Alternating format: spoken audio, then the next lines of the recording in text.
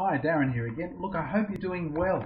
You're past halfway now, and we're heading into the home stretch at Learning with Lightspeed, improving your child's learning to Lightspeed. And you should be seeing changes in the way your child is approaching their homework, and hopefully they're improving, their performance is improving even as we speak. Moving on to level 9.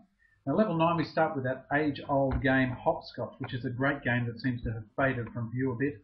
But I've got the rules all laid out there. It's a gross motor thing, and the kids will really enjoy that. Then we have flip-flops. Now, flip-flops are really a lot harder than they look.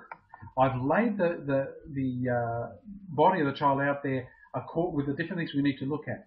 So the hand is up, their head is looking at their hand, they're lying down, of course.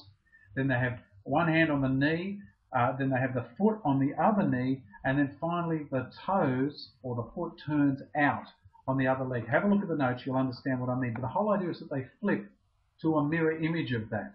But not that they do it in segments like hand, foot, etc. But they do it all the same time simultaneously. So that is a lot harder than it looks.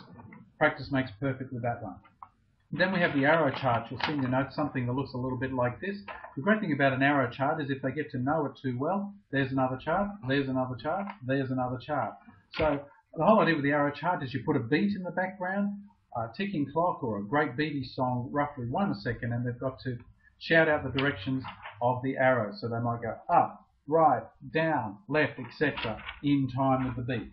And then finally we've got Blind Man's Bluff, a great game. Again, it's working with visualizing, so make sure they enjoy themselves there. The level after that is, of course, level 10. What we do is we go with this arrow chart and we go a little bit deeper. I want them to get onto a really hard level, which is doing opposites, what we call opposites. So if you look at this chart, they have to say the direction of the arrow, but point the opposite. So for example, in this one here, they'd say up, but they point down. In this one here, they'd say right, but they'd point left, and vice versa.